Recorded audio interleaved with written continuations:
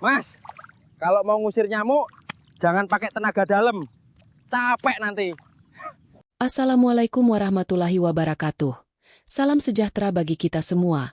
Om Swastiastu, Namo Buddhaya, salam kebajikan, dan rahayu. Bagaimana kabarnya hari ini?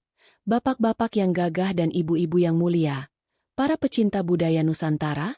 Saya berharap saat bapak dan ibu mendengarkan atau membaca kisah ini, bapak dan ibu semua sedang dalam keadaan sehat walafiat, hati yang tentram, dan keluarga yang selalu harmonis. Semoga pintu rezeki bapak dan ibu dibukakan selebar-lebarnya oleh Tuhan Yang Maha Esa, dan segala urusan dipermudah. Senang sekali rasanya bisa menemani waktu santai bapak dan ibu sekalian. Sebelum kita menyelami lebih dalam kisah perjuangan seorang pesilat sejati dari kaki Gunung Merapi ini, saya ingin mengajak bapak dan ibu untuk sejenak memberikan dukungan. Sebagaimana pepatah mengatakan, bersatu kita teguh, bercerai kita runtuh. Begitu pula dengan kanal ini. Jika bapak dan ibu merasa bangga dengan budaya silat kita, silakan tekan tombol jempol ke atas atau like. Jangan lupa tinggalkan jejak di kolom komentar. Mungkin bapak atau ibu punya pengalaman belajar silat di masa muda? Ceritakanlah. Saya akan sangat senang membacanya. Dan yang paling penting, bagi bapak-bapak dan ibu-ibu yang belum bergabung, silakan tekan tombol merah subscribe. Mari kita bangun komunitas ini agar warisan leluhur kita tidak hilang ditelan zaman dan tetap dikenal oleh anak cucu kita nantinya. Terima kasih atas dukungan tulus dari bapak dan ibu sekalian. Sekarang, mari kita siapkan kopi atau teh hangatnya, duduk yang nyaman, dan mari kita mulai kisahnya. Di sebuah desa yang masih asri, di mana kabut pagi seringkali memeluk lereng Gunung Merapi, hiduplah seorang pria bernama Satria. Penampilannya sangat sederhana, bahkan jauh dari kesan seorang jagoan. Sehari-hari, ia hanya mengenakan kemeja batik usang dan celana kain hitam, sibuk menggarap sawah warisan ayahnya. Baginya, lumpur sawah adalah kawan, dan kicauan burung adalah musik yang menenangkan jiwa. Namun, penduduk desa tahu bahwa Satria bukanlah orang sembarangan. Satria adalah pewaris tunggal dari aliran silat Nur Langit. Sebuah aliran tua yang gerakannya menyerupai aliran air namun memiliki kekuatan laksana petir. Ayahnya, yang juga seorang pendekar besar, selalu berpesan bahwa silat bukan untuk pamer kekuatan, melainkan untuk menjaga keseimbangan antara manusia, alam, dan penciptanya. Satria memegang teguh sumpah itu. Ia hanya berlatih di kesunyian malam, saat warga desa sudah terlelap, ditemani cahaya lampu minyak yang temaram. Di sudut rumahnya yang terbuat dari kayu jati tua, terdapat sebuah peti kayu yang terkunci rapat. Di dalamnya tersimpan seragam hitam dan sebuah ikat kepala yang sudah mulai pudar warnanya, simbol dari pengabdian batinnya terhadap ilmu bela diri. Satria tidak pernah mencari musuh, namun ia selalu siap jika kehormatan harus dipertahankan. Baginya, musuh terbesar bukanlah orang lain, melainkan nafsu sombong yang seringkali bersembunyi di dalam dada manusia itu sendiri. Suatu sore, ketenangan desa terusik oleh berita yang tersebar melalui radio dan televisi di balai desa. Sebuah ajang bela diri campuran internasional, MMA, akan diadakan di ibu kota. Yang membuat telinga warga desa memerah adalah pernyataan sang juara bertahan, Markus. Dengan nada congkak, ia menyebut bahwa bela diri tradisional, khususnya silat dari Indonesia, hanyalah tarian estetika yang tidak akan bertahan lebih dari 1 menit di dalam ring besi. Satria yang saat itu sedang duduk di serambi rumah sambil menyeruput teh pahit, hanya terdiam mendengar berita itu. Murid-murid tuanya, yang kini sudah menjadi bapak-bapak di desa, mendatangi rumahnya dengan wajah penuh amarah. Mereka tidak terima warisan leluhur mereka dihina di depan mata dunia. Kang Satria, apakah kita akan diam saja melihat pusaka kita disebut tarian kosong? Tanya salah satu dari mereka dengan suara bergetar. Satria menarik napas panjang, menatap puncak Merapi yang tertutup awan. Ia tahu bahwa kemarahan hanya akan membawa kehancuran. Namun, ia juga sadar bahwa ada saatnya sebuah kebenaran harus ditegakkan agar tidak terjadi kesalahpahaman yang berkepanjangan. Ia teringat pesan ibunya yang sudah sepuh, bahwa membela harga diri bangsa adalah bagian dari ibadah. Keputusannya mulai bulat, namun ia tidak ingin terburu-buru oleh emosi. Malam itu, Satria bersujud lebih lama dari biasanya. Ia memohon petunjuk agar perjalanannya nanti tidak didasari oleh rasa benci. Ia ingin menunjukkan kepada dunia bahwa silat adalah sebuah filosofi hidup, sebuah sistem pertahanan diri yang sangat efektif namun penuh dengan adab dan tata krama. Ia mulai merapikan pakaian hitamnya, mengelap debu di peti kayunya, dan menyiapkan diri untuk sebuah perjalanan yang akan mengubah hidupnya selamanya. Pagi harinya, dengan langkah yang mantap, Satria berpamitan kepada ibunya. Sang ibu tidak banyak bicara. Ia hanya mengusap punggung anaknya dan memberikan sebotol minyak urut tradisional serta doa restu yang tulus. "Pergilah nak, bawa nama baik gurumu, jaga hatimu jangan sampai keruh," ucap sang ibu. Dengan tas kain sederhana, Satria melangkah keluar desa, meninggalkan keheningan gunung menuju hiruk-pikuk kota yang haus akan pembuktian fisik. Perjalanan menuju ibu kota memakan waktu belasan jam menggunakan bus umum. Satria duduk di pojokan, melihat pemandangan sawah yang perlahan berganti menjadi hutan beton dan lampu-lampu neon yang menyilaukan mata. Ia merasa seperti orang asing di tanahnya sendiri. Orang-orang di sekitarnya sibuk dengan gawai masing-masing. Tidak ada sapaan hangat seperti di desa. Satria tetap tenang. Ia menutup matanya dan mulai melakukan meditasi pernapasan untuk menjaga energinya tetap stabil. Sesampainya di terminal, kemegahan gedung-gedung tinggi seolah ingin menelan sosok Satria yang kecil. Ia berjalan kaki menuju pusat pendaftaran turnamen tersebut. Sepanjang jalan, ia melihat poster besar bergambar Markus dengan otot-otot yang menonjol dan tatapan mata yang beringas. Satria hanya tersenyum tipis. Ia tahu bahwa otot bisa dilatih. Tapi ketenangan jiwa hanya bisa didapat melalui kepasrahan kepada Sang Pencipta. Saat memasuki gedung pendaftaran yang mewah, semua mata tertuju padanya. Para atlet lain mengenakan pakaian olahraga bermerek, sepatu mahal, dan dikelilingi oleh tim medis serta manajer. Satria hanya mengenakan sandal jepit dan kemeja batik. Petugas pendaftaran bahkan sempat ragu dan bertanya apakah ia salah alamat. "Saya ingin mendaftar untuk kategori bebas, mewakili silat Nur Langit," ucap Satria dengan nada bicara yang sopan namun penuh wibawa.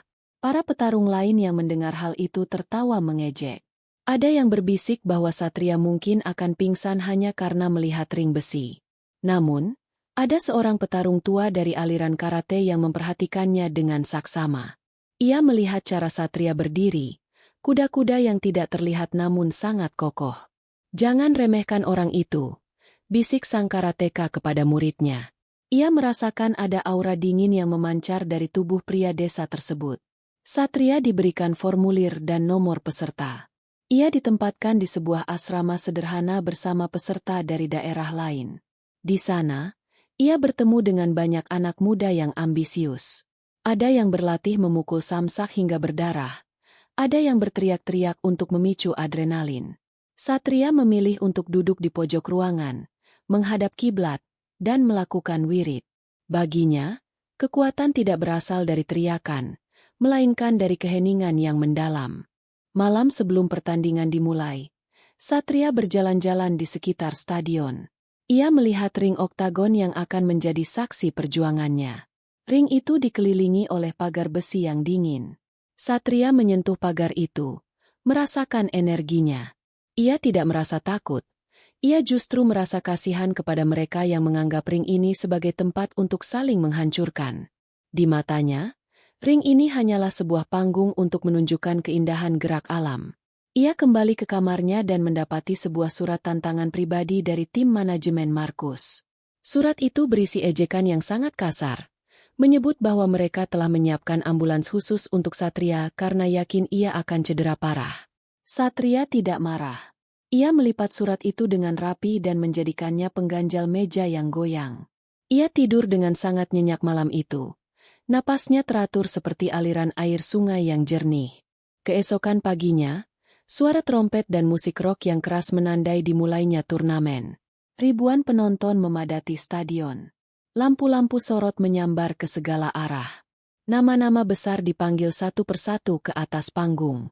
Saat nama, Satria, Silat Nur Langit, dipanggil, suasana stadion menjadi sedikit riuh dengan tawa dan ejekan. Satria naik ke panggung dengan langkah tenang, memberikan salam hormat kepada penonton di 4 penjuru mata angin. Lawan pertama Satria adalah seorang pemuda bernama Park, pemegang sabuk hitam tingkat tinggi dari Korea Selatan dalam bela diri Taekwondo. Park dikenal memiliki tendangan yang secepat kilat dan mampu memecahkan papan kayu di udara dengan mudah. Penonton bersorak saat Park melakukan beberapa atraksi tendangan salto sebelum pertandingan dimulai. Satria hanya berdiri tegak, tangannya tergantung santai di samping tubuh, matanya menatap lembut ke arah Park. Wasit memberikan aba-aba dimulai. Park langsung melesat maju. Ia meluncurkan serangkaian tendangan berputar, rondo kick, ke arah kepala Satria. Namun, yang terjadi sungguh di luar dugaan. Satria tidak menghindar jauh. Ia hanya menggeser kakinya beberapa sentimeter dengan gerakan yang sangat halus. Tendangan Park yang mematikan itu hanya melewati helai rambut Satria. Gerakan ini dalam silat dikenal sebagai teknik langkah 4, yang sangat presisi dan efisien. Park merasa penasaran. Ia meningkatkan kecepatannya. Kali ini dengan tendangan hook kick yang diarahkan ke leher. Satria merunduk sedikit, bukan karena takut, tapi untuk mengambil posisi bawah. Saat kaki Park masih berada di udara, Satria masuk ke dalam pertahanan lawan. Ia tidak memukul. Ia hanya memberikan dorongan ringan dengan telapak tangannya pada pinggul Park. Seketika, keseimbangan Park goyah dan ia jatuh terjerembab ke lantai matras. Stadion yang tadinya riuh mendadak hening. Mereka tidak melihat pukulan keras. Tapi mengapa sang juara Taekwondo bisa jatuh dengan begitu mudahnya? Park bangkit dengan wajah memerah karena malu. Ia menyerang lagi dengan pukulan-pukulan cepat. Satria hanya menggunakan telapak tangannya untuk menepis dan mengalirkan tenaga lawan. Setiap pukulan Park seolah-olah diserap oleh tubuh Satria dan dibuang ke arah yang kosong, seperti air yang mengalir di atas daun talas. Di akhir ronde pertama, Park mulai terlihat kelelahan. Napasnya tersengal-sengal karena energinya habis untuk menyerang angin. Sementara Satria bahkan belum mengeluarkan keringat sedikit pun. Pada ronde kedua, Satria memutuskan untuk mengakhiri pertandingan agar tidak mempermalukan lawannya lebih jauh. Saat Park melompat untuk melakukan tendangan terakhir, Satria menangkap kaki itu dengan teknik kuncian, silek, yang sangat rapat. Dengan satu gerakan memutar yang lembut namun bertenaga, Park terkunci tak berdaya di lantai ring. Wasit menghitung hingga 10, dan Park tidak mampu melepaskan diri.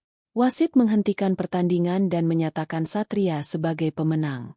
Park yang awalnya sombong, kini tertunduk lesu. Satria mendekatinya, membantu Park berdiri, dan membisikkan sesuatu. Kecepatan adalah anugerah, tapi ketenangan adalah kekuatan yang sejati. Kemenangan pertama ini menjadi buah bibir di media sosial. Orang-orang mulai bertanya-tanya, siapa pria desa dengan batik ini? Komentator televisi mulai menganalisis gerakan Satria yang dianggap sangat aneh namun efektif. Ada yang menyebutnya sebagai pesilat hantu, karena sulit sekali dipukul. Namun bagi Satria, ini hanyalah langkah kecil. Ia tahu bahwa lawan-lawan berikutnya akan jauh lebih berat dan memiliki gaya bertarung yang berbeda. Malam itu, Satria duduk di tepi jendela asramanya. Ia melihat bulan yang bersinar terang di langit kota. Ia teringat akan ibunya dan warga desa yang mungkin sedang menontonnya lewat layar tancap. Ia merasa bangga bisa menunjukkan sedikit dari keindahan silat. Namun ia tetap menjaga hatinya agar tidak dimasuki rasa bangga yang berlebihan. Ia tahu bahwa kesombongan adalah awal dari kekalahan. Dan ia berjanji akan tetap menjadi satria yang rendah hati dari Merapi. Hari kedua turnamen membawa tantangan yang lebih keras. Satria dijadwalkan melawan seorang instruktur karate aliran Kyokun bernama Kenji. Kyokun dikenal sebagai aliran karate terkeras di dunia, di mana para praktisinya berlatih memukul pohon dan batu untuk mengeraskan tulang. Kenji memiliki tubuh seperti baja, otot-ototnya menonjol dan matanya memancarkan ketegasan yang luar biasa. Baginya, setiap pertarungan adalah hidup dan mati. Saat memasuki ring, Kenji berteriak sangat keras, "Kiai," sebagai bentuk intimidasi dan pengumpulan energi. Penonton merasa merinding mendengar teriakan itu. Satria tetap tenang. Ia berdiri dengan kuda-kuda rendah yang sangat kokoh, seolah-olah kakinya menghujam ke dalam bumi. Kenji langsung merangsek maju dengan pukulan Suki yang diarahkan tepat ke ulu hati Satria. Suara benturan tangan Kenji dengan udara terdengar sangat keras. Satria tidak menangkis dengan keras. Ia menggunakan teknik tepis yang membuat pukulan Kenji meleset ke samping. Namun, Kenji segera menyusul dengan tendangan rendah, low kick, ke arah paha Satria. Benturan terjadi. Kaki baja Kenji menghantam kaki Satria. Penonton mengira tulang Satria akan patah. Namun justru Kenji yang meringis kesakitan. Satria telah mengaktifkan teknik, ilmu kebal, batiniah yang mengalirkan energi ke titik benturan untuk melindungi tubuhnya. Kenji semakin penasaran dan meningkatkan intensitas serangannya. Ia melepaskan kombinasi pukulan dan tendangan yang bertubi-tubi. Satria bergerak melingkar, sebuah teknik puncher yang membuatnya selalu berada di sisi buta lawan. Setiap kali Kenji memukul, Satria sudah berada di sampingnya, memberikan tepisan ringan yang membuat Kenji kehilangan arah. Kecepatan Kenji seolah menjadi sia-sia menghadapi ketenangan Satria yang seperti air. Pada suatu momen, Kenji mencoba melakukan bantingan judo yang ia pelajari sebagai tambahan. Ia berhasil memegang kerah baju Satria dan mencoba mengangkatnya. Namun, Satria melakukan teknik lepas dengan memutar sendi bahunya sedemikian rupa sehingga pegangan Kenji terlepas seketika. Tak berhenti di situ, Satria melakukan serangan balasan pertamanya. Sebuah totokan ringan di saraf lengan Kenji menggunakan 2 jari. Tangan kanan Kenji seketika menjadi lemas dan mati rasa. Kenji terkejut. Ia belum pernah mengalami hal seperti ini. Ia mencoba menyerang dengan tangan kiri. Namun Satria dengan cepat melakukan sapuan kaki bawah yang sangat presisi. Kenji terjatuh dengan keras, dan sebelum ia sempat bangkit, tangan Satria sudah berada 1 inci di depan lehernya. Satria tidak memukul. Ia hanya menunjukkan bahwa nyawa Kenji berada di tangannya. Kenji terdiam. Ia tahu bahwa ia telah kalah secara telak dalam hal teknik dan mental. Wasit menyatakan kemenangan untuk Satria. Kenji berdiri dan membungkuk dalam-dalam. Sebuah tanda hormat yang sangat tinggi dari seorang samurai modern. Di ruang ganti, Kenji mendatangi Satria dan bertanya melalui penerjemah. Teknik apa yang Anda gunakan sehingga tubuh saya tidak bisa bergerak? Satria hanya menjawab singkat. Saya tidak melawan Anda. Saya hanya membiarkan tenaga Anda kembali kepada pemiliknya sendiri. Itulah silat. Kemenangan kedua ini membuat nama Satria semakin melambung. Markus, sang juara MMA, mulai memperhatikan rekaman pertandingan Satria di ruang VIP-nya. Ia tidak lagi tertawa, melainkan mulai mempelajari setiap gerakan kaki Satria. Ia menyadari bahwa pria ini bukan pesilat biasa. Ia adalah seorang maestro yang memahami anatomi dan energi manusia dengan sangat detail. Turnamen semakin memanas, dan penonton mulai terbelah antara pendukung sains modern dan pengagum tradisi kuno. Babak perempat final mempertemukan Satria dengan seorang petarung tangguh dari Thailand bernama Somchai. Somchai adalah legenda hidup Muay Thai yang dikenal dengan sebutan si lutut besi. Di Thailand, ia sudah memenangkan ratusan pertandingan di Stadion Lumpinee yang sangat bergengsi. Keahlian utama Somchai adalah serangan jarak dekat menggunakan siku dan lutut yang sangat mematikan. Banyak petarung MMA yang tumbang hanya dengan 1 hantaman lutut Somchai. Pertandingan dimulai dengan tabuhan musik tradisional Muay Thai yang memacu adrenalin. Somchai menari Wa Ihru sebelum bertarung, sebuah penghormatan kepada gurunya. Satria melihat hal itu dengan rasa hormat. Ia tahu bahwa Somchai juga seorang praktisi yang memiliki spiritualitas dalam bela dirinya. Namun, begitu lonceng berbunyi, Somchai berubah menjadi mesin penghancur yang sangat agresif. Ia menyerang dengan tendangan low kick, yang sangat bertenaga dan beruntun. Satria merasakan panasnya energi dari tendangan Somchai. Ia tidak bisa hanya mengandalkan tepisan ringan kali ini. Satria mulai menggunakan teknik siku dari silat untuk membenturkan siku tangannya dengan tulang kering Somchai. Suara benturan tulang bertemu tulang terdengar di seluruh ruangan. Somchai sedikit terkejut. Biasanya lawannya akan menghindar. Tapi pria ini justru menyambut serangannya dengan titik terkeras di tubuhnya. Persaingan menjadi semakin sengit. Somchai kemudian merapat dan melakukan clinch atau dekapan leher untuk meluncurkan serangan lutut ke perut Satria. Disinilah kepiawaian silat diuji. Satria tidak panik saat lehernya ditarik ke bawah. Ia justru merendahkan tubuhnya dan masuk ke bawah ketiak Somchai. Lalu menggunakan bahunya untuk mengangkat tubuh Somchai sedikit dari lantai. Dalam posisi ini, lutut Somchai kehilangan tenaga karena tidak memiliki tumpuan kaki yang kuat di matras. Dengan gerakan cepat, Satria melakukan teknik kaitan kaki yang membuat Somchai terjatuh menyamping. Penonton bersorak melihat sang legenda Muay Thai dijatuhkan dalam jarak dekat. Somchai bangkit dengan mata menyala. Ia menyerang dengan sikut yang diarahkan ke pelipis Satria. Satria menangkis dengan menyilangkan kedua tangannya, lalu melakukan serangan balik berupa pukulan telapak harimau ke arah dada Somchai. Pukulan itu terlihat pelan, tapi efeknya sangat luar biasa. Somchai merasakan dadanya sesak, seolah-olah ada energi yang meledak di dalam paru-parunya. Ia baru menyadari bahwa Satria menggunakan tenaga dalam yang disalurkan melalui pukulan. Meskipun demikian, Somchai tetap bertahan dengan semangat juangnya yang tinggi. Ronde ketiga menjadi ajang ketahanan fisik dan mental. Satria terus menggunakan langkah yang lincah untuk menghindari serangan maut Somchai, sambil sesekali memberikan serangan balik di titik-titik saraf penting. Di menit-menit terakhir, Somchai meluncurkan serangan lutut terbang yang sangat ikonik. Satria menangkap tubuh Somchai di udara, bukan untuk membantingnya dengan keras, melainkan mengalirkan momentum jatuhnya sehingga Somchai mendarat dengan aman namun terkunci di lantai. Satria menekan satu titik di punggung Somchai yang membuatnya tidak bisa bergerak selama beberapa detik. Wasit menghitung hingga 10, dan Somchai tidak mampu bangkit. Kemenangan kembali milik Satria. Setelah pertandingan, Somchai memeluk Satria dan berbisik dalam bahasa Inggris yang terbata-bata. "Anda adalah guru sejati." Satria tersenyum dan memberikan sebotol minyak urut tradisional yang ia bawa dari desanya untuk mengobati memar di kaki Somchai. Kejadian ini tertangkap kamera dan menjadi viral. Sebuah momen sportivitas yang menyentuh hati banyak orang di tengah kerasnya persaingan dunia bela diri modern yang seringkali penuh dengan kebencian. Kemenangan demi kemenangan yang diraih Satria mulai memicu kontroversi di kalangan promotor turnamen. Mereka merasa bahwa kemenangan seorang pesilat tradisional akan menurunkan nilai jual bela diri modern yang mereka promosikan dengan biaya miliaran.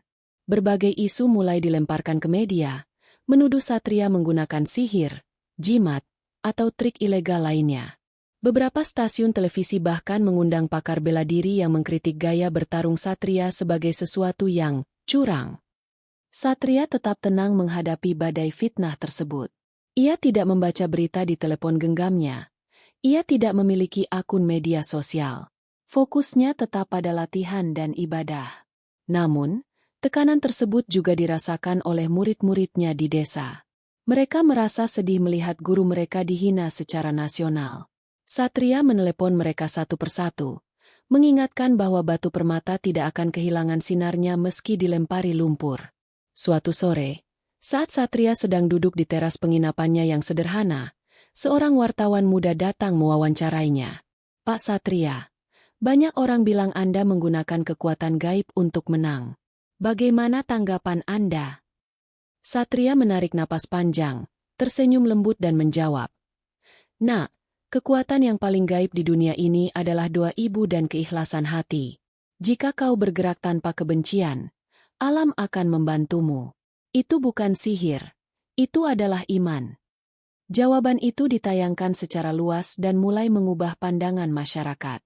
Orang-orang mulai melihat sisi spiritual dari silat yang selama ini terabaikan. Satria tidak butuh pembelaan kata-kata, ia hanya butuh ketenangan batin. Namun, pihak penyelenggara turnamen tidak berhenti di situ. Mereka mengubah jadwal pertandingan Satria secara mendadak, memberinya waktu istirahat yang lebih singkat dibandingkan peserta lainnya, berharap fisiknya akan melemah. Satria hanya mengangguk setuju dengan perubahan jadwal tersebut. Baginya, kelelahan fisik bisa diatasi dengan pengaturan napas yang benar. Ia justru menggunakan waktu yang singkat itu untuk melakukan puasa sunnah, membersihkan jiwanya agar tetap tajam. Di asrama, ia hanya makan nasi putih dan sayuran rebus, menghindari makanan mewah yang bisa memperberat kerja pencernaannya. Kesederhanaan inilah yang justru membuatnya tetap kuat dan lincah di atas ring. Sementara itu, Markus sang juara MMA terus melakukan provokasi. Dalam sebuah konferensi pers, ia membawa sebuah papan kayu bertuliskan, "Silat," dan menghancurkannya dengan sekali pukul. "Ini yang akan terjadi pada Satria di babak final nanti," teriak Markus dengan sombong. Satria yang menonton cuplikan itu di televisi hotel hanya tersenyum. Ia teringat pepatah leluhurnya, "Padi yang semakin berisi akan semakin merunduk, sedangkan tong kosong akan nyaring bunyinya." Babak semifinal akan segera dimulai. Lawan Satria berikutnya adalah seorang ahli Brazilian Jiu-Jitsu, BJJ, yang dikenal sangat berbahaya dalam kuncian lantai. Ini adalah tantangan besar, karena banyak orang beranggapan bahwa silat akan kalah jika dibawa ke pertarungan bawah atau ground fighting. Namun, Satria sudah menyiapkan sebuah rahasia kuno yang ia pelajari dari gerakan harimau di hutan Merapi. Ia siap membuktikan bahwa silat adalah ilmu yang lengkap. Malam itu, Satria bermimpi bertemu dengan gurunya. Sang guru tidak bicara. Ia hanya memberikan sebuah isyarat tangan yang melambangkan keseimbangan antara bumi dan langit. Satria terbangun dengan perasaan yang sangat damai. Ia tahu bahwa apapun hasilnya nanti, ia telah memberikan yang terbaik untuk kehormatan bangsanya. Ia bersiap untuk menghadapi badai di babak semifinal, membawa ketenangan gunung di dalam dadanya yang semakin lapang. Babak semifinal tiba. Stadion dipenuhi dengan pendukung bela diri modern yang ingin melihat Satria jatuh. Lawannya adalah Ricardo, seorang raksasa dari Brasil yang memiliki sabuk hitam tingkat tinggi di bidang jiu-jitsu. Ricardo dikenal sebagai si Anaconda, karena sekali ia berhasil memeluk lawannya, tidak akan ada yang bisa lepas dari kuncian lehernya yang mematikan. Ricardo sangat yakin bahwa di lantai, silat Satria tidak akan berguna sama sekali. Pertandingan dimulai dengan Ricardo yang langsung melakukan teknik shoot untuk menangkap kaki Satria. Satria merespons dengan gerakan sprawl yang sangat cepat, menekan bahu Ricardo ke bawah agar tidak bisa masuk ke pinggangnya.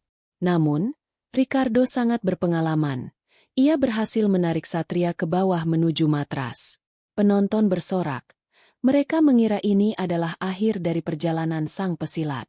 Ricardo mulai melilitkan kaki dan tangannya di tubuh Satria.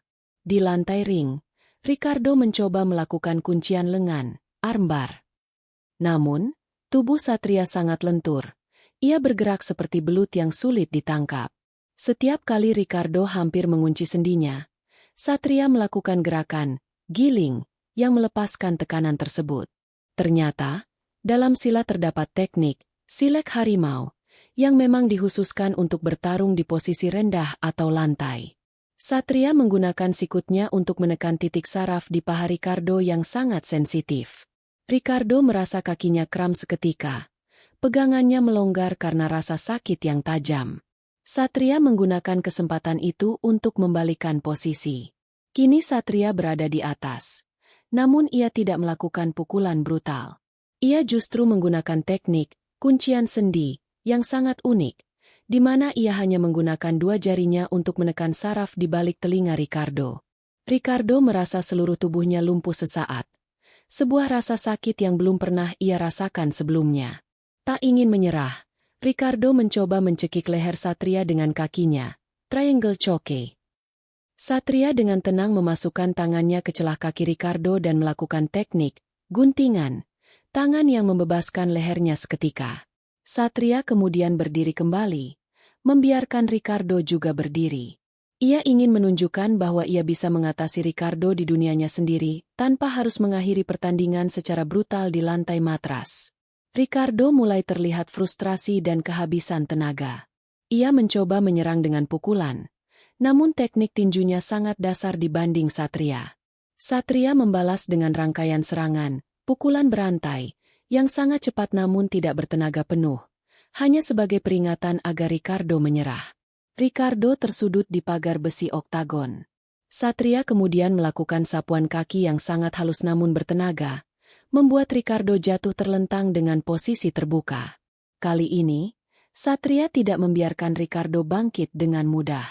Ia segera mengunci kedua tangan Ricardo menggunakan kakinya sendiri, sebuah teknik Silat kunci, yang sangat rumit dan jarang terlihat.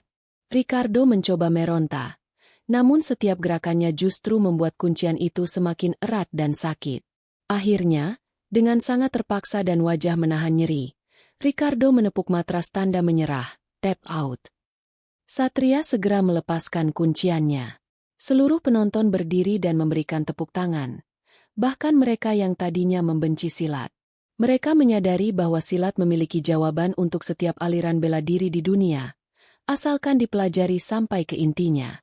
Satria telah membuktikan bahwa silat tidak takut bertarung di bawah. Di ruang ganti, Ricardo mendatangi Satria dan meminta maaf karena meremehkan silat. Ia bahkan meminta izin untuk datang ke Indonesia suatu hari nanti untuk belajar teknik tersebut. Interaksi dan CTA tengah cerita, blended. Bapak-bapak yang gagah dan ibu-ibu yang baik hatinya. Bagaimana kisah perjuangan Pak Satria sejauh ini? Benar-benar menegangkannya. Melihat bagaimana beliau tetap tenang meski dikepung oleh lawan-lawan hebat dari luar negeri. Ini mengingatkan kita bahwa kekuatan sejati bukan hanya pada otot, tapi pada ketenangan hati dan doa yang tidak pernah putus. Sambil kita berlanjut ke bab-bab final yang pastinya akan jauh lebih seru, saya ingin menyapa Bapak dan Ibu sekalian. Jika Bapak dan Ibu merasa bangga dengan perjuangan Pak Satria, jangan ragu untuk menekan tombol like.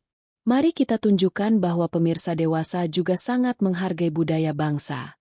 Dan untuk bapak-bapak atau ibu-ibu yang belum sempat subscribe, silakan ditekannya, agar tidak ketinggalan kelanjutan kisah ini. Komentar Bapak dan Ibu sangat berharga bagi saya. Mungkin ada yang ingin mendoakan Pak Satria agar menang di babak final? Atau ada yang ingin berbagi cerita tentang bela diri di daerah masing-masing? Tuliskan saja di bawah ya. Mari kita jaga semangat persaudaraan kita di kanal ini. Sekarang, mari kita lanjut ke tantangan terbesar Pak Satria, menghadapi Markus di babak final. Akhirnya, hari yang dinantikan seluruh dunia tiba. Babak final turnamen bela diri campuran terbesar. Di satu sudut ring berdiri Markus, sang juara bertahan yang penuh dengan otot, tato, dan kebencian. Di sudut lain berdiri Satria, pria sederhana dari lereng Merapi dengan seragam hitam dan wajah yang sangat damai. Perbedaan kedua petarung ini laksana api yang membara melawan air yang tenang. Seluruh stadion berguncang oleh teriakan penonton yang terbelah dua. Suasana di dalam gedung sangat panas oleh lampu sorot dan adrenalin. Markus masuk dengan iringan musik keras dan kembang api yang megah. Ia melakukan gerakan-gerakan provokatif ke arah Satria, seolah-olah ingin memakan lawannya hidup-hidup. Satria masuk dengan iringan suara seruling bambu yang ia minta secara khusus. Ia tidak melihat ke arah Markus, ia justru memejamkan mata sejenak, membayangkan wajah ibunya dan aroma tanah desanya yang basah oleh hujan. Wasit memanggil kedua petarung ke tengah ring. Saat diminta bersalaman, Markus justru meludah ke lantai matras tepat di depan kaki Satria. "Aku akan mengakhiri kariermu hari ini, orang tua," bisik Markus dengan nada menghina. Satria hanya tersenyum tipis dan melakukan gerakan salam silat dengan menyatukan kedua telapak tangan di depan dada. Ia tidak terpancing sedikitpun oleh provokasi murahan tersebut. Baginya, pertandingan sudah dimulai sejak niat itu dipasang. Lonceng berbunyi. Markus langsung menerjang seperti banteng yang mengamuk. Ia melepaskan pukulan-pukulan, overhand, yang sangat keras, yang biasanya mampu menjatuhkan lawan dalam satu hitungan. Satria menghindar dengan gerakan, elakan, yang sangat minimalis. Ia hanya menggeser kepalanya beberapa inci, membiarkan kepalan tangan Markus menyambar angin. Satria bergerak lincah mengikuti pola, langkah 8 penjuru, membuat Markus kesulitan mengunci posisinya. Markus mulai merasa kesal karena pukulannya tidak ada yang mendarat secara telak. Ia mencoba melakukan tendangan lutut, flying knee, yang sangat berbahaya. Satria menangkap tubuh Markus di udara, bukan untuk membantingnya, melainkan mengalirkan tenaga lompatan Markus ke samping sehingga Markus menghantam pagar besi oktagon dengan keras. Markus bangkit dengan wajah merah padam. Ia mulai menyadari bahwa lawannya bukan sekadar pesilat biasa, melainkan ahli strategi yang cerdik. Ronde kedua dimulai dengan Markus yang lebih berhati-hati. Ia mulai menggunakan teknik gulatnya untuk mencoba memojokkan Satria di sudut ring. Satria menggunakan teknik ganjal, di mana ia meletakkan tangannya di leher Markus untuk menjaga jarak. Setiap kali Markus mencoba memukul, Satria melakukan serangan, patukan ular, dengan jari-jarinya ke arah saraf-saraf di lengan Markus. Hal ini membuat tangan Markus seringkali menjadi lemas secara mendadak saat ingin memukul. Penonton terheran-heran melihat sang juara dunia MMA tanpa kewalahan menghadapi gerakan yang terlihat lambat namun sangat mematikan. Markus mencoba melakukan serangan terakhir dengan segala tenaganya di menit terakhir ronde kedua. Satria melihat celah saat Markus menarik napas terlalu dalam. Dengan satu gerakan kilat, jurus harimau menyongsong angin, Satria menghantamkan telapak tangannya ke arah ulu hati Markus. Pukulan itu tidak bersuara keras, namun dampaknya luar biasa. Markus terhenti seketika. Matanya membelalak, wajahnya pucat pasi. Ia merasa seluruh oksigen di paru-parunya hilang seketika. Tubuhnya yang raksasa itu perlahan jatuh berlutut di depan Satria. Markus mencoba untuk bangkit, namun sistem sarafnya seolah menolak untuk bekerja. Wasit mulai menghitung. 1, 2, 3, hingga 10. Dan Markus tetap tidak bisa berdiri. Stadion mendadak menjadi sunyi senyap sebelum akhirnya meledak dalam sorak-sorai yang luar biasa. Satria dinyatakan sebagai pemenang dan juara baru. Namun, ia tidak merayakan kemenangannya dengan berlari-lari atau berteriak sombong. Ia justru segera berlutut di samping Markus, meletakkan tangannya di punggung Markus dan membantu memulihkan napas lawannya dengan teknik pijat saraf tradisional. Markus menatap Satria dengan air mata yang menggenang. Ia merasakan kebaikan yang luar biasa dari orang yang ia hina. Malam itu, silat tidak hanya menang secara fisik, tapi juga menang secara moral. Penyerahan piala dilakukan oleh Menteri Olahraga. Satria menerima trofi itu dengan kepala tertunduk. Saat diberikan kesempatan untuk berbicara, ia tidak menyombongkan diri. Kemenangan ini bukan milik saya, tapi milik guru-guru saya dan seluruh rakyat Indonesia yang masih mencintai budaya luhurnya. Silat adalah tentang perdamaian, bukan tentang siapa yang lebih kuat memukul. Saya hanyalah perantara kecil dari kebesaran ilmu warisan leluhur kita, ucap Satria. Berita kemenangan Satria menyebar hingga ke luar negeri.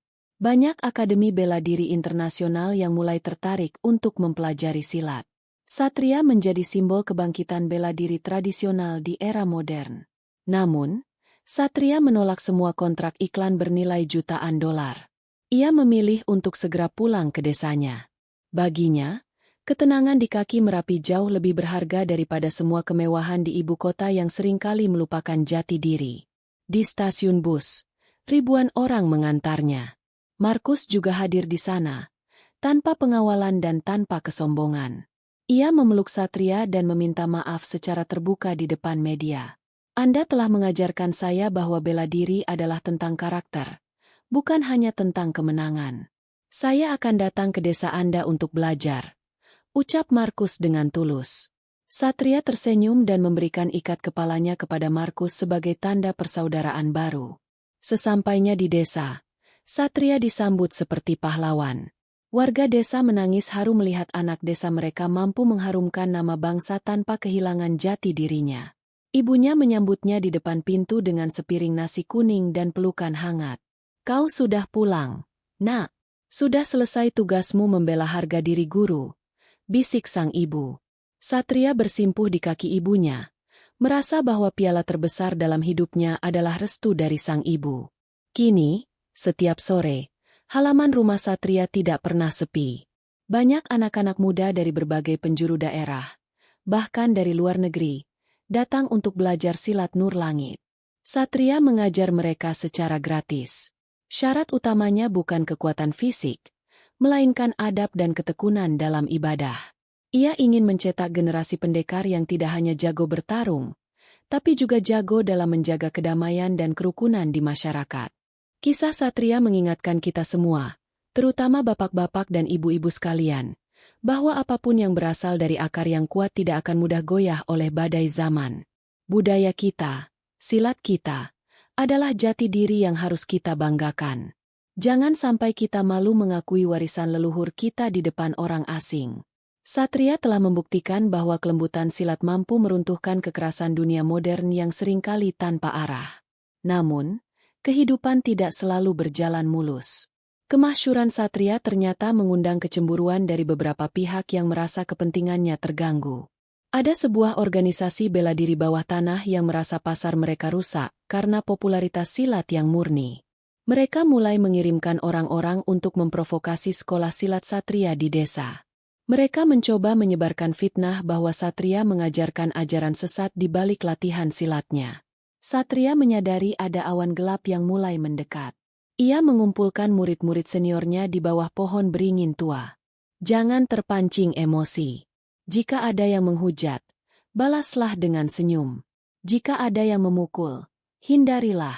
Kita bukan pejuang yang mencari darah, kita adalah penjaga kedamaian, pesannya.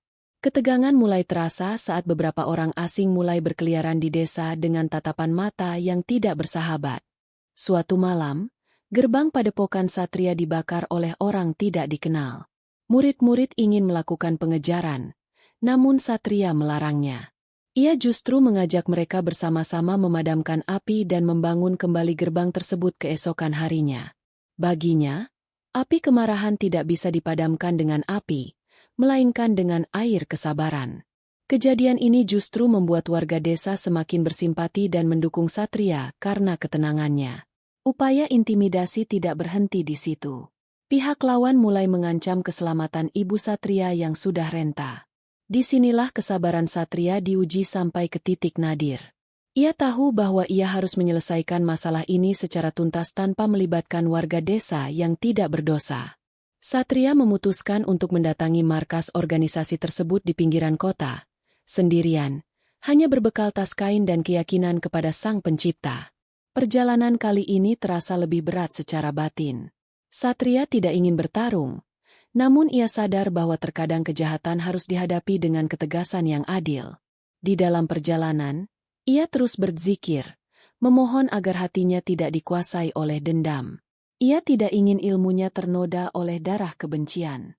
Ia hanya ingin mereka berhenti mengganggu kedamaian desanya dan martabat keluarganya yang tidak pernah mencari masalah dengan siapapun. Masalah di desa ternyata hanyalah awal dari perjalanan spiritual yang lebih besar. Setelah berhasil meredam konflik dengan organisasi bawah tanah tanpa tumpahan darah, Satria mendapatkan sebuah undangan rahasia. Undangan itu berasal dari sebuah kuil tua di pegunungan Tibet, yang dikenal sebagai tempat berkumpulnya para master bela diri paling kuno di dunia. Mereka mengundang Satria untuk mengikuti ujian cahaya batin, sebuah tradisi yang hanya dilakukan setiap 100 tahun sekali. Satria sempat ragu. Ia merasa dirinya hanyalah orang kecil dari desa. Namun, Abah Guru, seorang sesepuh silat yang pernah ia temui, meyakinkannya. Satria, ini bukan tentang dirimu. Ini tentang menunjukkan kepada dunia bahwa silat kita memiliki kedalaman spiritual yang setara dengan ilmu-ilmu besar lainnya. Pergilah sebagai wakil dari leluhurmu. Akhirnya, dengan berat hati namun penuh tekad, Satria berangkat menuju pegunungan Himalaya yang dingin membeku. Perjalanan menuju Tibet sangat ekstrim. Satria harus berjalan kaki menembus badai salju dengan oksigen yang sangat tipis. Di sana, ia bertemu dengan para biksu pejuang, master kungfu, dan praktisi yoga yang memiliki kemampuan di luar nalar manusia biasa. Mereka melihat Satria dengan rasa penasaran. Seorang pria dari kepulauan tropis yang hanya mengenakan kain sarung dan jaket sederhana di tengah suhu di bawah 0 derajat Celcius. Di kuil itu, Satria tidak langsung diuji secara fisik. Ujian pertamanya adalah diam selama 3 hari 3 malam di depan sebuah air terjun es tanpa makan dan minum. Ini adalah ujian ketahanan mental dan pengaturan suhu tubuh melalui napas. Satria menggunakan teknik napas inti, mengalirkan panas dari dalam perutnya ke seluruh permukaan kulit. Para biksu yang melihatnya terpesona. Salju yang jatuh di tubuh Satria mencair seketika sebelum menyentuh kulitnya. Bapak-bapak dan ibu-ibu, bayangkan betapa beratnya perjuangan beliau. Di saat kita mungkin sedang kedinginan di musim hujan, Pak Satria harus bertahan di tengah es abadi demi kehormatan bangsanya. Ini adalah bukti bahwa kekuatan silat bukan hanya untuk memukul, tapi untuk menguasai diri sendiri di bawah tekanan alam yang paling kejam. Ketabahan Satria di Tibet mulai menjadi legenda di antara para biarawan di sana. Ujian fisik pun dimulai di halaman kuil yang dilapisi es licin. Satria harus berhadapan dengan Master Chen, seorang ahli kungfu aliran bangau putih yang gerakannya sangat cepat dan lincah. Di atas es, keseimbangan adalah segalanya. Jika salah satu kaki tergelincir, itu berarti kekalahan. Master Chen menyerang dengan gerakan tangan yang menyerupai sayap bangau, mencoba mengincar mata dan saraf leher Satria dengan sangat presisi.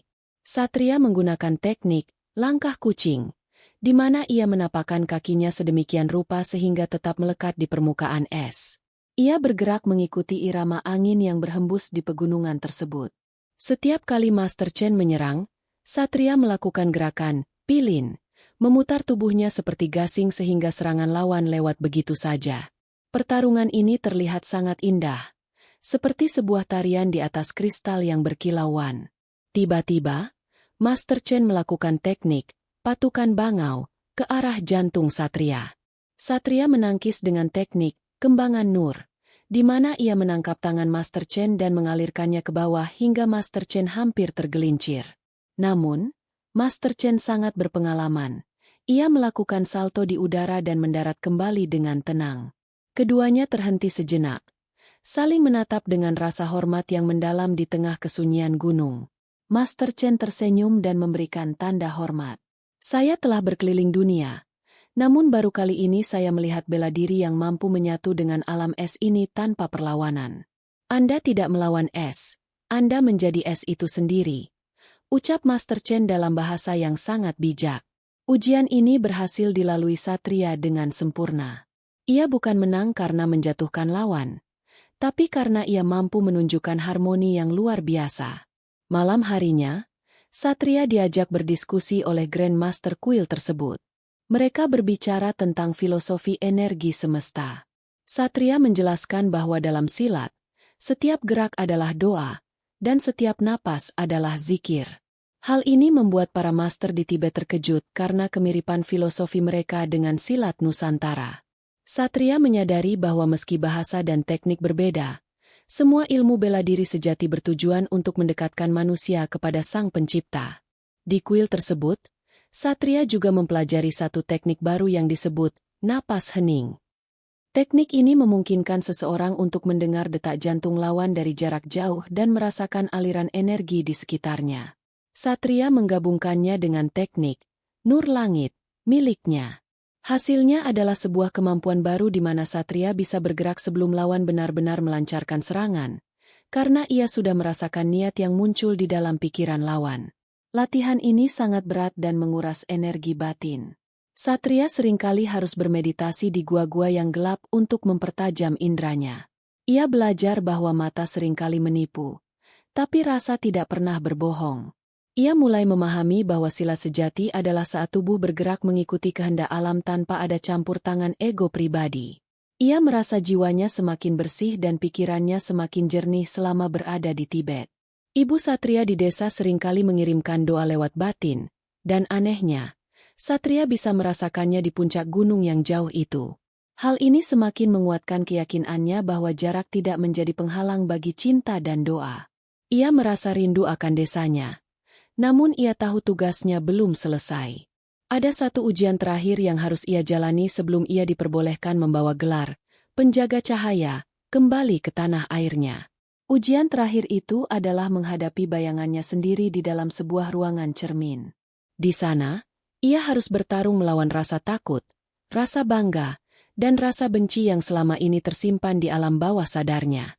Ini bukan pertarungan fisik, melainkan pertarungan batin yang paling mengerikan. Satria melihat dirinya sendiri menjadi sosok yang angkuh dan haus kekuasaan. Ia harus menaklukkan sosok itu dengan cara memaafkan dirinya sendiri dan berserah diri sepenuhnya.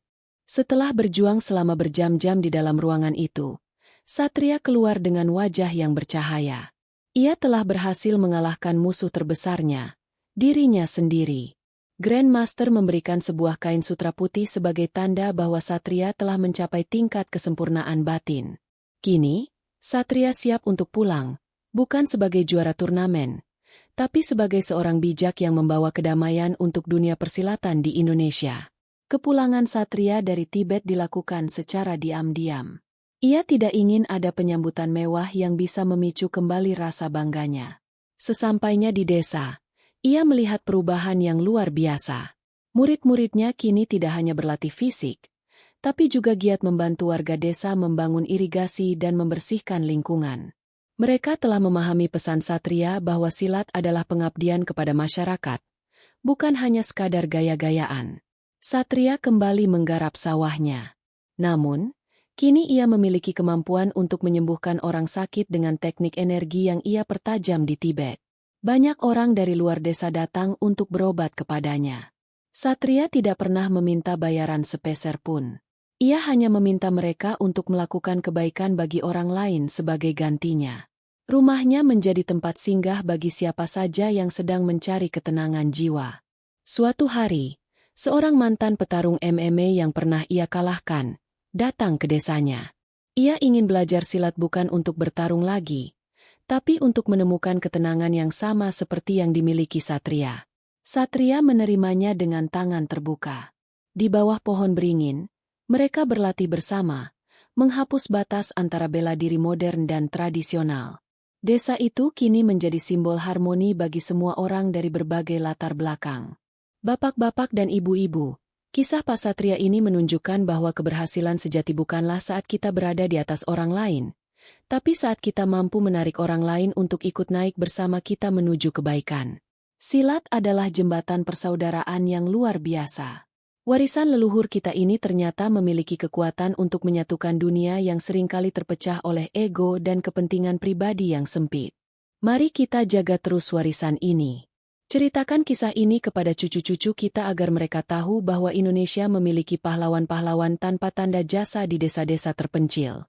Pahlawan yang tidak butuh panggung, tapi selalu ada saat harga diri bangsa dipertaruhkan. Satria adalah contoh nyata bahwa kekuatan yang didasari oleh iman dan adab tidak akan pernah bisa dikalahkan oleh kekuatan fisik manapun. Kedamaian di desa Merapi kembali diuji saat seorang master kendo dan karate dari Jepang bernama Master Takeshi menantang Satria. Takeshi adalah seorang purist yang merasa bahwa teknik bela diri Jepang adalah yang paling superior. Ia mendengar kabar bahwa seorang pesilat Indonesia telah lulus ujian di Tibet, dan ia merasa harus membuktikan bahwa katana dan karate jauh lebih efektif. Ia datang dengan rombongan yang cukup besar dan membawa tantangan resmi. Satria menerima tantangan tersebut dengan syarat pertarungan dilakukan di tempat terbuka agar masyarakat bisa mengambil pelajaran, dan tanpa menggunakan senjata tajam agar tidak terjadi luka permanen. Takeshi setuju, namun ia meminta agar pertarungan dilakukan dengan kecepatan penuh. Hari yang ditentukan tiba, lapangan desa penuh sesak oleh warga dan praktisi bela diri dari kota yang ingin menyaksikan duel legendaris ini. Takeshi menggunakan teknik karate yang sangat linier dan bertenaga. Pukulannya lurus dan mematikan. Satria bergerak melingkar, menggunakan prinsip aliran angin. Setiap kali Takeshi memukul dengan kekuatan penuh, Satria hanya menggeser badannya sedikit, membuat Takeshi seringkali memukul ruang kosong. Teknik menghindar Satria terlihat sangat ajaib, seolah-olah tubuhnya terbuat dari asap yang tidak bisa disentuh oleh tangan manusia. Di ronde kedua, Takeshi mulai menggunakan teknik sapuan kaki yang sangat keras. Satria melompat ringan dan di udara ia melakukan gerakan sambar elang, menyentuh pundak Takeshi dengan tekanan ringan namun membuat Takeshi kehilangan keseimbangan. Takeshi jatuh berlutut. Ia terkejut karena tidak merasakan sakit, namun tubuhnya seolah kehilangan kendali sesaat. Ia mulai menyadari bahwa Satria tidak menyerang fisiknya, melainkan menyerang pusat keseimbangannya. Setelah pertarungan yang berlangsung selama 30 menit tanpa ada luka sedikit pun, Takeshi akhirnya berhenti dan menyimpan tangannya. Ia membungkuk sangat rendah kepada Satria. Saya telah salah menilai. Silat Anda bukan tarian, melainkan matematika tingkat tinggi dalam gerak. Saya merasa seperti bertarung melawan alam semesta, ucap Takeshi dengan tulus. Kejadian ini semakin mempererat hubungan antara bela diri Jepang dan Indonesia di masa depan. Setelah duel dengan Master Takeshi, Satria merasa perlu melakukan ziarah ke makam-makam guru silat terdahulu di seluruh pelosok Jawa. Ia ingin menyerap kembali energi dan filosofi yang mungkin terlupakan. Dalam perjalanannya, ia bertemu dengan banyak sepuh silat yang hidup menyepi. Di sana ia belajar tentang Ilmu ikhlas. Sebuah tingkatan di mana seorang pesilat tidak lagi merasa memiliki ilmunya, melainkan hanya sebagai alat untuk menegakkan keadilan Tuhan. Di sebuah goa di daerah pesisir, Satria bermeditasi selama 7 hari. Ia tidak makan dan hanya minum air tetesan gua.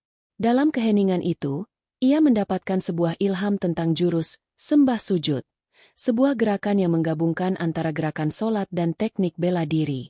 Jurus ini tidak digunakan untuk menyerang, tapi untuk mematikan niat jahat lawan sebelum mereka menyerang. Sebuah puncak tertinggi dalam ilmu pertahanan diri. Selama ziarah, Satria juga banyak membantu masyarakat yang ia temui di jalan. Ia mengobati petani yang sakit, membantu memperbaiki jembatan yang rusak, dan mengajar mengaji anak-anak di musala kecil. Baginya, inilah latihan silat yang sebenarnya. Silat di atas ring hanya ujian kecil, tapi silat di tengah penderitaan masyarakat adalah ujian yang sesungguhnya. Jejak spiritualnya ini meninggalkan kesan mendalam di setiap tempat yang ia kunjungi. Ia kembali ke Merapi dengan membawa sebuah keris tua yang ia temukan di sebuah tempat rahasia. Keris itu bukan senjata untuk membunuh, melainkan sebuah simbol tanggung jawab. Ia merasa tugasnya untuk menjaga warisan silat semakin berat namun juga semakin membahagiakan. Ia melihat masa depan silat Nusantara akan cerah jika para praktisinya mau kembali ke jalan spiritual dan tidak hanya fokus pada kemenangan olahraga semata. Bapak-bapak dan ibu-ibu, mari kita renungkan. Berapa banyak dari kita yang masih peduli dengan nilai-nilai luhur seperti yang dipraktikkan Pak Satria? Di zaman yang serba cepat ini, kita seringkali lupa untuk berhenti sejenak dan melihat ke dalam diri. Pak Satria mengajarkan kita untuk selalu rendah hati dan bermanfaat bagi orang lain, apapun profesi atau keahlian yang kita miliki. Dunia bela diri internasional digemparkan dengan munculnya sebuah teknik baru yang disebut shadow fighting, sebuah bela diri yang dikembangkan oleh kecerdasan buatan untuk mengalahkan manusia. Sebuah perusahaan teknologi militer menciptakan robot petarung yang mampu meniru dan mengantisipasi semua gerakan bela diri tradisional di dunia. Mereka menantang para master dunia untuk membuktikan bahwa manusia lebih unggul daripada mesin. Beberapa master dunia yang pernah dikalahkan Satria, termasuk Marcus dan Ricardo, mencoba melawan robot tersebut namun gagal total. Robot itu memiliki kecepatan dan kekuatan yang tidak terbatas serta tidak mengenal rasa sakit. Dunia mulai cemas bahwa bela diri manusia akan segera berakhir dan digantikan oleh teknologi. Pihak perusahaan kemudian secara khusus mengirimkan tantangan kepada Satria, sang pemegang gelar penjaga cahaya. Satria awalnya menolak karena ia tidak ingin bertarung melawan benda mati. Namun, ia melihat banyak petarung muda yang mulai putus asa dan meninggalkan bela diri tradisional karena merasa mesin lebih hebat. Untuk membangkitkan kembali semangat mereka, Satria akhirnya menerima tantangan tersebut. Pertarungan akan dilakukan di sebuah laboratorium canggih yang disiarkan secara langsung ke seluruh dunia melalui internet dan televisi. Satria masuk ke ruangan ujian dengan tenang. Di depannya berdiri sebuah mesin berbentuk manusia dengan lampu-lampu sensor yang berkedip. Robot itu telah memproses jutaan data gerakan silat, karate, hingga MMA. Begitu dimulai, robot itu menyerang dengan pola yang sangat sempurna secara matematis. Satria menyadari bahwa jika ia menggunakan teknik yang biasa, ia pasti akan kalah karena robot itu bisa memprediksi langkahnya lewat algoritma. Satria kemudian menutup matanya. Ia tidak lagi menggunakan logika, melainkan menggunakan rasa. Ia bergerak secara acak namun penuh harmoni. Sebuah gerakan yang tidak ada di dalam database manapun karena gerakan itu berasal dari bisikan hati yang murni. Robot itu mulai mengalami malfungsi sensor karena tidak bisa menemukan pola dalam gerakan Satria. Satria bergerak seperti air yang mengalir kemana saja tanpa ada tujuan yang pasti namun selalu sampai ke tempatnya. Seluruh dunia menahan napas melihat Satria berdansa di sekitar robot canggih tersebut. Robot itu menembakkan serangan beruntun. Namun Satria selalu berada 1 mili di luar jangkauan serangan tersebut. Satria kemudian menggunakan teknik sentuhan nur, sebuah totokan lembut di bagian sensor utama robot yang tidak terlindungi oleh baja. Totokan itu menyebabkan sirkuit pendek di dalam mesin tersebut karena energi listrik statis dari tubuh Satria. Robot itu perlahan berhenti bergerak dan mengeluarkan asap kecil dari kepalanya. Panel kendali menunjukkan error sistem yang fatal. Satria berhasil mengalahkan kecerdasan buatan bukan dengan kekuatan fisik yang lebih besar, tapi dengan sesuatu yang tidak dimiliki mesin, jiwa. Seluruh penonton di dunia bersorak. Mereka kembali yakin bahwa bela diri bukan sekadar hitungan angka dan data, melainkan sebuah seni kehidupan yang tak tergantikan oleh apapun. Pihak perusahaan teknologi mencoba menawarkan uang besar agar Satria mau memberikan data otaknya untuk dipelajari. Namun Satria menolak dengan tegas. Mesin bisa meniru gerak, tapi mesin tidak akan pernah bisa meniru rasa dan doa. Itulah yang membuat manusia berbeda, ucap Satria di depan kamera. Kemenangan ini menjadi titik balik kembalinya minat anak muda dunia terhadap bela diri tradisional yang mengandalkan kedalaman batin. Satria kembali ke desanya dengan kelelahan yang luar biasa. Bertarung melawan mesin ternyata jauh lebih melelahkan secara energi batin daripada bertarung melawan manusia. Ia harus mengasingkan diri selama beberapa minggu untuk memulihkan energinya. Namun, ia merasa puas karena telah memberikan sebuah pesan penting bagi peradaban modern bahwa teknologi harus tetap berada di bawah kendali kemanusiaan dan spiritualitas. Bapak-bapak dan ibu-ibu, di era digital sekarang ini, kita seringkali merasa terancam oleh kemajuan teknologi. Namun kisah Pak Satria mengingatkan kita bahwa ada sisi-sisi kemanusiaan kita yang tidak akan pernah bisa digantikan oleh mesin manapun. Mari kita terus asah rasa kita, asah kepedulian kita, dan asah iman kita. Itulah benteng pertahanan terakhir kita sebagai manusia di tengah gempuran dunia yang semakin otomatis ini. Suatu hari, seorang sejarawan datang menemui Satria. Ia ingin meneliti hubungan antara silat dan perjuangan kemerdekaan Indonesia. Satria mengajaknya ke sebuah bukit di belakang desa dan menunjukkan rumpun bambu yang tumbuh subur. Silat kita seperti bambu ini, Tuan. Ia lentur mengikuti angin, namun saat diruncingkan, ia bisa menjadi senjata yang sangat menakutkan bagi penjajah. Kekuatannya bukan pada besarnya, tapi pada kegigihannya. Satria menceritakan bagaimana para pejuang dulu menggunakan teknik silat untuk bergerak di malam hari secara sunyi dan melumpuhkan lawan tanpa suara. Ia menekankan bahwa silat adalah bela diri rakyat, bela diri yang lahir dari penderitaan dan keinginan untuk merdeka. Oleh karena itu, silat tidak boleh dipisahkan dari semangat nasionalisme. Mengajar silat berarti mengajar rasa cinta kepada tanah air dan menghargai jasa para pahlawan. Sang sejarawan tertegun mendengar penjelasan Satria. Ia menyadari bahwa silat bukan hanya soal teknik berkelahi, tapi adalah sebuah dokumen hidup tentang perjalanan bangsa. Satria kemudian memberikan demonstrasi menggunakan bambu pendek sebagai senjata. Gerakannya sangat praktis dan mematikan. Ia menunjukkan bahwa di tangan seorang pesilat, sepotong bambu bisa menjadi lebih berbahaya daripada pedang mahal dari luar negeri. Penjelasan Satria ini kemudian ditulis menjadi sebuah buku yang menjadi bacaan wajib di sekolah-sekolah silat. Hal ini membuat banyak generasi muda mulai melihat silat sebagai bagian penting dari sejarah perjuangan bangsa. Satria merasa senang karena misinya untuk melestarikan silat mulai mendapatkan dukungan dari para akademisi.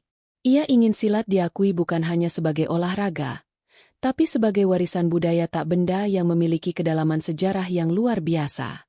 Ia juga mulai mengadakan festival silat bambu tahunan di desanya. Festival ini bukan ajang bertarung, melainkan ajang pertunjukan seni dan kreativitas gerak. Warga desa sangat antusias. Ekonomi desa pun mulai terangkat karena banyak turis yang datang untuk melihat festival tersebut.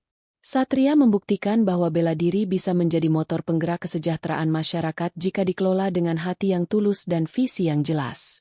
Kemasyhuran Satria membuat banyak partai politik mendekatinya menjelang pemilihan umum.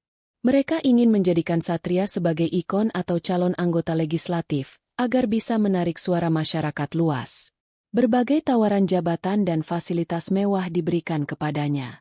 Satria didatangi oleh tokoh-tokoh besar yang menjanjikan perubahan bagi dunia silat jika ia mau bergabung dalam dunia politik praktis. Satria menerima mereka dengan sopan, memberikan mereka teh hangat dan camilan desa, namun ia menolak semua tawaran tersebut dengan sangat halus. Tugas saya adalah menjaga silat agar tetap bersih dari kepentingan golongan. Silat adalah milik semua orang, apapun pilihan politiknya. Jika saya berpihak, Maka saya bukan lagi seorang pendekar penjaga cahaya, melainkan hanya seorang politikus, tegas Satria. Keputusannya ini sempat membuat beberapa pihak kecewa, namun justru membuat masyarakat semakin menghormatinya. Mereka melihat Satria sebagai sosok yang berintegritas dan tidak mudah silau oleh harta atau kekuasaan. Satria menyadari bahwa godaan kekuasaan jauh lebih berbahaya daripada pukulan Markus atau mesin canggih perusahaan teknologi. Ia memilih untuk tetap menjadi petani di desa, menjaga kemurnian ajaran silatnya dari polusi ambisi politik. Bapak-bapak dan ibu-ibu, di tengah hiruk-pikuk berita politik yang seringkali membingungkan, sosok seperti Pak Satria adalah penyejuk. Ia mengajarkan kita untuk tetap setia pada prinsip dan panggilan hidup kita, apapun godaannya. Mari kita belajar untuk tidak mudah tergiur oleh janji-janji manis yang bisa menjauhkan kita dari jati diri kita yang sebenarnya. Tetaplah menjadi pribadi yang jujur dan tulus di bidang apapun yang kita geluti. Satria terus melanjutkan aktivitasnya mengajar di padepokan. Ia kini memiliki murid-murid dari berbagai latar belakang, termasuk beberapa politikus yang datang untuk belajar mengendalikan emosi dan ego mereka. Satria tetap memperlakukan mereka sama dengan murid lainnya. Mereka harus mencangkul sawah dan membersihkan toilet padepokan. Di depan ilmu silat, semua orang adalah sama, tidak ada jabatan atau kasta yang membedakan. Bagaimana, Bapak dan Ibu? Kisah Pak Satria ini semakin mendalamnya. Kita melihat bagaimana beliau menghadapi berbagai ujian, mulai dari fisik, teknologi, hingga godaan kekuasaan. Ini membuktikan bahwa menjadi seorang pendekar sejati bukanlah hal yang mudah, dibutuhkan keteguhan hati yang luar biasa. Sebagai penutup bagian ini, saya ingin mendoakan sekali lagi agar bapak-bapak dan ibu-ibu selalu diberikan keteguhan hati yang sama seperti Pak Satria dalam menghadapi cobaan hidup. Semoga kesehatan dan keberkahan selalu menyertai bapak dan ibu sekeluarga. Amin. Sekali lagi, jika bapak dan ibu menikmati kisah panjang ini, jangan lupa untuk menekan tombol like. Bagi yang belum subscribe, silakan bergabung agar kita bisa terus berbagi inspirasi budaya. Dan bagikan video ini kepada kerabat atau teman sejawat, agar semangat silat Nusantara ini terus berkobar di hati setiap anak bangsa. Terima kasih atas dukungan luar biasa dari Bapak dan Ibu sekalian. Sekarang, mari kita masuki bagian akhir dari kisah ini. Suatu hari, Gunung Merapi menunjukkan aktivitas vulkanik yang meningkat secara drastis. Pemerintah mengeluarkan status waspada dan memerintahkan warga desa untuk mengungsi. Namun, ada beberapa kelompok warga di lereng atas yang terjebak karena jalan utama tertutup longsor akibat gempa vulkanik kecil. Tim penyelamat kesulitan menjangkau mereka karena medan yang sangat berbahaya dan cuaca yang buruk. Satria tidak tinggal diam. Ia mengumpulkan murid-murid seniornya. Inilah saatnya silat kita berguna untuk nyawa manusia, serunya. Tanpa menunggu lama, Satria dan timnya bergerak mendaki melalui jalur-jalur rahasia yang hanya diketahui oleh para pesilat lokal. Mereka membawa perlengkapan medis dan makanan. Di tengah hujan abu dan getaran tanah, Satria menunjukkan ketenangan yang luar biasa, memandu timnya melewati tebing-tebing curam. Mereka berhasil mencapai desa yang terjebak. Satria melihat banyak orang tua dan anak-anak yang ketakutan. Dengan menggunakan teknik pengaturan energi, Satria membantu menenangkan mental warga agar tidak panik. Ia juga menggunakan kemampuan fisiknya untuk memanggul warga yang sakit menuruni jalur darurat. Di tengah ancaman awan panas, Satria tetap berdiri paling belakang, memastikan tidak ada satupun warga yang tertinggal. Kejadian ini terekam oleh drone wartawan dan menjadi berita utama nasional. Masyarakat melihat para pesilat bukan sebagai orang yang suka berkelahi, melainkan sebagai pahlawan kemanusiaan yang tangguh. Satria membuktikan bahwa kelincahan silat sangat berguna dalam situasi bencana. Kekuatan batinnya memberikan harapan bagi warga yang putus asa. Kemenangan kali ini bukan di atas ring, tapi kemenangan melawan amukan alam demi keselamatan sesama. Setelah evakuasi selesai, Satria menolak untuk diwawancarai secara khusus. Ia justru terlihat sibuk membantu di dapur umum pengungsian, memotong sayuran dan membagikan nasi bungkus. Baginya, tugasnya belum selesai sampai semua warga bisa kembali ke rumah masing-masing dengan selamat. Kejadian Merapi ini semakin mengukuhkan posisi silat sebagai bagian tak terpisahkan dari denyut nadi kehidupan masyarakat Nusantara. Setelah situasi Merapi kembali normal, Satria dinobatkan secara resmi oleh Gabungan Organisasi Silat Nusantara sebagai Sang Penjaga Cahaya. Sebuah gelar kehormatan tertinggi bagi pesilat yang dianggap telah mencapai puncak ilmu fisik dan spiritual. Namun, upacara penobatannya dilakukan dengan sangat sederhana di balai desa, tanpa pesta pora. Satria hanya meminta semua pendekar yang hadir untuk berjanji satu hal, menggunakan ilmu mereka hanya untuk membela kebenaran dan menolong orang kecil. Gelar ini membuat Satria memiliki tanggung jawab untuk menyatukan berbagai aliran silat yang seringkali berselisih karena ego perguruan. Ia mulai mengadakan pertemuan-pertemuan rutin, Sabda Kedamaian, di mana para ketua perguruan duduk bersama, makan bersama, dan berlatih bersama. Satria berhasil meruntuhkan dinding-dinding sekat antar perguruan. Ia menekankan bahwa musuh silat bukan perguruan lain, melainkan hilangnya adab di hati para praktisinya.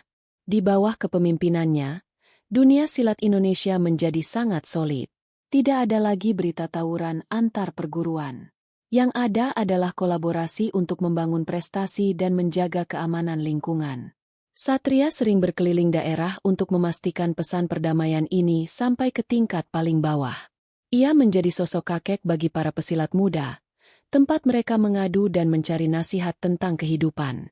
Ia juga mulai menulis sebuah kitab berjudul Cahaya di Dalam Gerak, yang berisi tentang intisari ajaran spiritual silat. Kitab ini menjadi rujukan internasional bagi siapa saja yang ingin mempelajari bela diri dari sisi batiniah. Satria ingin dunia tahu bahwa Indonesia memiliki sistem pengembangan diri yang sangat komprehensif, tidak kalah dengan sistem dari Timur Tengah, India, atau Tiongkok. Ia ingin meninggalkan warisan pemikiran yang abadi bagi generasi mendatang. Bapak-bapak dan ibu-ibu, betapa mulianya cita-cita beliau. Ia tidak memikirkan dirinya sendiri, tapi memikirkan masa depan bangsa dan budayanya. Mari kita dukung semangat persatuan ini di dalam kehidupan kita sehari-hari. Mulailah dari lingkungan terkecil kita. Jadilah pembawa damai dimanapun kita berada. Seperti kata Pak Satria, kekuatan sejati adalah kemampuan kita untuk menyatukan yang tercerai-berai. Di usianya yang semakin senja, Satria didatangi oleh seorang anak yatim piatu dari pinggiran kota yang ingin belajar silat. Anak itu bernama Bintang. Ia memiliki keterbatasan fisik pada kakinya namun memiliki semangat yang luar biasa. Banyak perguruan silat lain menolaknya karena menganggap ia tidak akan bisa melakukan gerakan silat yang lincah. Namun, Satria melihat sesuatu yang berbeda di mata anak itu. Ia melihat sebuah cahaya ketulusan yang murni. Satria menerima Bintang sebagai murid pribadinya. Ia menciptakan teknik silat khusus yang disesuaikan dengan kondisi fisik Bintang, yang ia beri nama Silat Akar Bumi. Teknik ini mengandalkan kekuatan tangan, keseimbangan tubuh bagian atas, dan ketajaman rasa. Bintang berlatih dengan tekun setiap hari. Satria tidak hanya mengajarinya cara bertarung, tapi juga cara untuk mencintai dirinya sendiri dan bangga dengan kondisinya. Dalam waktu beberapa tahun, Bintang tumbuh menjadi pesilat yang luar biasa tangguh. Keterbatasan fisiknya justru menjadi kelebihannya, karena ia memiliki titik tumpu yang berbeda dari pesilat biasa. Bintang berhasil memenangkan turnamen silat kategori khusus dan menjadi inspirasi bagi jutaan orang penyandang disabilitas di seluruh dunia. Satria merasa sangat bahagia. Ia melihat bahwa ilmu silatnya benar-benar bisa mengangkat martabat siapa saja, tanpa terkecuali. Momen kelulusan Bintang menjadi salah satu hari paling mengharukan di Padepokan. Satria memberikan keris warisannya kepada Bintang. Gunakan keris ini bukan untuk memotong, tapi untuk menunjukkan jalan bagi mereka yang kehilangan arah. Kau adalah bukti bahwa keterbatasan fisik bukan penghalang bagi kemenangan batin, ucap Satria sambil memeluk murid terakhirnya itu. Bintang menangis haru. Ia berjanji akan meneruskan perjuangan gurunya untuk menyebarkan cahaya silat. Kejadian ini menunjukkan bahwa silat adalah ilmu yang inklusif dan manusiawi. Pak Satria membuktikan bahwa seorang guru sejati adalah mereka yang bisa menemukan permata di dalam tumpukan batu biasa. Ia mengajarkan kita untuk tidak pernah meremehkan siapapun hanya karena tampilan fisik atau latar belakangnya. Setiap manusia memiliki potensi luar biasa jika dibimbing dengan kasih sayang dan kesabaran yang tulus. Kini, Satria lebih banyak menghabiskan waktunya dengan duduk di kursi goyang di teras rumahnya, melihat matahari terbenam di balik Gunung Merapi. Ia merasa tenang karena tugasnya telah usai. Semua muridnya telah menjadi orang-orang yang bermanfaat bagi masyarakat. Desanya telah menjadi desa percontohan budaya dan kerukunan. Ia tidak lagi butuh pengakuan atau panggung. Ia hanya ingin menikmati setiap tarikan napasnya dengan rasa syukur yang mendalam. Sesekali, Markus, Ricardo, dan Master Takeshi datang mengunjunginya. Mereka sering duduk bersama, bercerita tentang masa lalu sambil tertawa. Mereka bukan lagi lawan, melainkan saudara dalam satu jalan kebenaran. Pemandangan para master dunia duduk bersila di teras rumah kayu Satria adalah bukti nyata kemenangan silat dalam menyatukan perbedaan dunia. Mereka semua mengakui bahwa Satria adalah guru yang telah mengubah hidup mereka menjadi lebih bermakna. Suatu malam, Satria mengumpulkan seluruh warga desa di lapangan. Ia ingin menyampaikan pesan terakhirnya. Bapak-bapak, ibu-ibu, dan anak-anakku sekalian, jangan pernah tinggalkan budaya kita.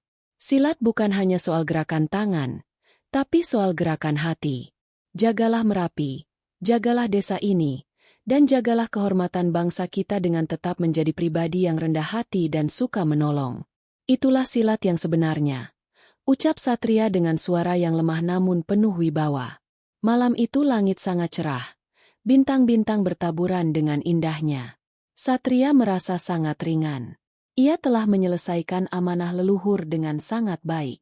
Ia tidak meninggalkan harta berlimpah, tapi ia meninggalkan warisan ilmu dan semangat yang akan terus hidup selama ribuan tahun. Ia menutup matanya dengan senyum yang sangat damai, seolah-olah ia sedang melihat cahaya nur langit yang selama ini ia jaga di dalam dadanya. Bapak-bapak dan ibu-ibu, kita semua akan sampai pada masa senja kita masing-masing. Mari kita siapkan diri kita agar bisa meninggalkan jejak kebaikan seperti Pak Satria. Tidak perlu menjadi pendekar besar, cukup menjadi manusia yang bermanfaat bagi keluarga dan tetangga. Itulah bentuk silat terkecil yang bisa kita lakukan setiap hari. Marilah kita terus menjaga api semangat budaya Nusantara di dalam rumah kita masing-masing. Kematian Satria ditangisi oleh jutaan orang di seluruh dunia. Pemakamannya dilakukan dengan sangat sederhana sesuai permintaannya. Namun ribuan orang datang dari berbagai negara untuk memberikan penghormatan terakhir. Mereka membentuk pagar beti sepanjang jalan menuju pemakaman, memberikan salam hormat silat terakhir untuk sang penjaga cahaya. Seluruh perguruan silat di Indonesia mengibarkan bendera setengah tiang sebagai tanda duka mendalam. Meskipun fisiknya sudah tiada, namun semangat Satria tetap hidup. Bintang, sang murid terakhir, kini memimpin padepokan di Desa Merapi. Padepokan itu semakin besar dan menjadi pusat studi bela diri dan spiritualitas dunia. Banyak peneliti dari universitas ternama datang untuk mempelajari metode Satria dalam pengembangan karakter manusia. Silat Nusantara kini berdiri sejajar dengan ilmu-ilmu besar dunia di organisasi internasional seperti UNESCO. Kisah ngeri juga. Silat melawan dunia. Ini menjadi legenda yang diceritakan secara turun-temurun. Ia bukan lagi sekadar cerita tentang kemenangan di atas ring, tapi cerita tentang kemenangan jiwa atas raga, kemenangan kebenaran atas kebatilan, dan kemenangan adab atas kesombongan. Satria telah membuktikan bahwa silat adalah jati diri bangsa yang abadi, yang akan selalu relevan sepanjang masa selama masih ada manusia yang memiliki hati yang murni. Bapak-bapak dan ibu-ibu sekalian, selesailah sudah rangkaian kisah perjuangan Pak Satria. Terima kasih banyak telah mendampingi saya menelusuri setiap bab kehidupan beliau. Semoga waktu yang Bapak dan Ibu luangkan untuk mendengarkan kisah ini menjadi ladang pahala dan memberikan inspirasi bagi kita semua untuk menjadi pribadi yang lebih baik. Mari kita bangga menjadi bangsa Indonesia. Bangsa yang memiliki warisan luhur yang luar biasa indahnya. Bapak-bapak yang saya hormati dan ibu-ibu yang saya muliakan. Demikianlah kisah panjang Pak Satria yang kita susun dengan penuh cinta terhadap budaya Nusantara. Saya berharap durasi waktu yang kita habiskan bersama ini memberikan kesan yang mendalam di hati Bapak dan Ibu sekalian. Cerita ini bukan hanya untuk menghibur, tapi sebagai pengingat bagi kita semua untuk selalu menjaga warisan leluhur dan nilai-nilai kesantunan dimanapun kita berada. Sekali lagi, saya haturkan doa yang paling tulus untuk Bapak dan Ibu. Semoga Bapak dan Ibu selalu diberikan kesehatan yang prima, umur yang panjang dan berkah, serta keturunan yang soleh dan solehah yang selalu membanggakan orang tuanya. Semoga setiap masalah yang Bapak dan Ibu hadapi diberikan jalan keluar yang terbaik oleh Yang Maha Kuasa. Amin ya Rabbal Alamin. Sebelum saya benar-benar pamit, izinkan saya mengingatkan kembali, jika Bapak dan Ibu menyukai konten seperti ini, mohon dukungannya dengan menekan tombol like. Tuliskan pesan-kesan Bapak dan Ibu di kolom komentar. Saya sangat menantikan masukan dari Anda semua. Dan bagi yang ingin terus mendengarkan kisah-kisah inspiratif lainnya, pastikan sudah subscribe kanal ini. Bagikan juga kisah Pak Satria ini melalui media sosial atau grup keluarga Bapak dan Ibu, agar semakin banyak orang yang mencintai silat dan budaya kita. Terima kasih atas kebersamaan yang luar biasa ini. Sampai jumpa di kisah selanjutnya yang tidak kalah menarik. Wassalamualaikum warahmatullahi wabarakatuh. Salam sejahtera, Rahayu.